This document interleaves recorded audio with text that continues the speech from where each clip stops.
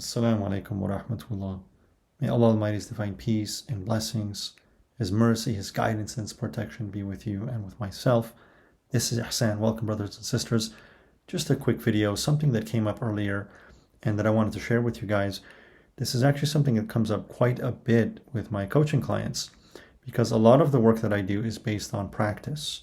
A lot of the coaching, a lot of the counseling and the mentoring that I do is about having a foundational practice, a meditative spiritual practice that serves as the foundation of one's path and that one can continually go back to during all circumstances and trials and challenges and hardships and difficulties that arise in one's life. Because our lives are here to test us, to help us to grow, to necessitate growth, to necessitate evolution. So most of the work that I do is based in a foundation of practice, meditative spiritual practice. It's indispensable. And the religion is based upon this. You know that Allah Almighty subhanahu wa ta'ala has commanded 5 prayers, meditative prayers per day. And again, for what? He doesn't need our prayers.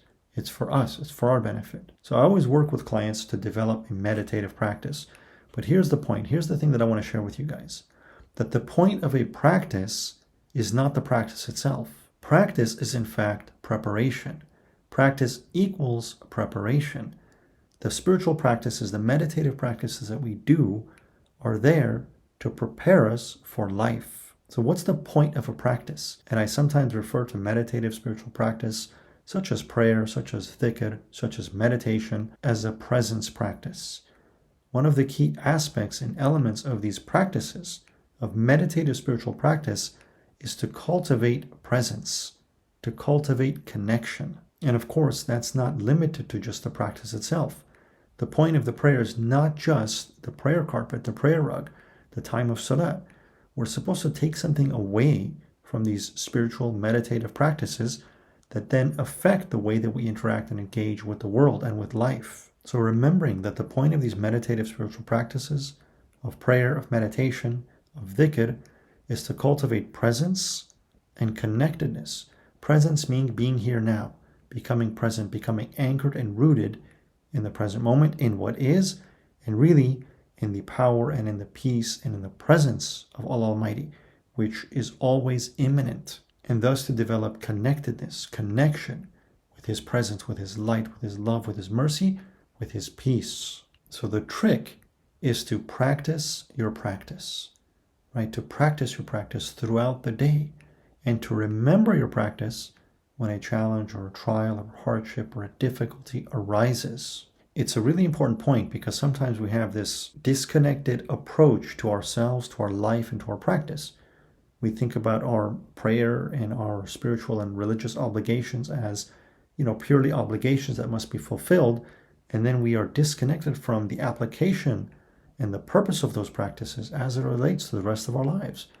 When we're at home with our family, when we're at work, when we're at the store, when we're interacting with others, the point of these practices is to cultivate a new state of being within us, a state that is present, a state that is connected, so that when a hardship, difficulty, challenge, or trial arises in our lives, we are capable of dealing with them with a greater degree of grace, composure, with a greater degree of presence, anchoredness, and rootedness, so that we don't lose ourselves in the world and in the circumstances of our lives, so that we don't lose ourselves, to our lower selves, so that we don't react in ways that are catastrophic, that are destructive, that are negative, but instead that we learn to act with calm, with clarity, with composure, with intent, with guidance, with inspiration from Allah.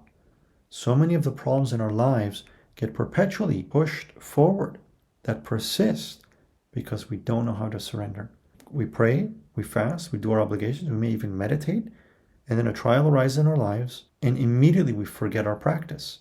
Immediately we forget the point of our practice, and we fall into the lower self and react out of ego, out of anger, out of arrogance, out of pride, out of selfishness, when the whole point of practice is to cultivate selflessness, transcendence of self. So just a very short reminder for myself and for all of us that practice equals preparation.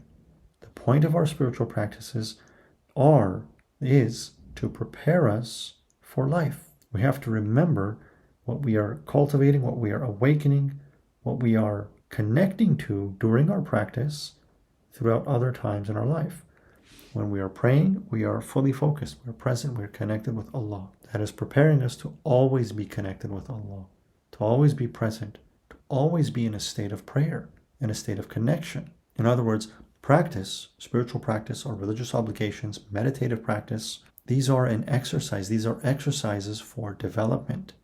So your practice is preparation. And this is because spirituality does not exist in a disconnected dimension from the rest of our lives.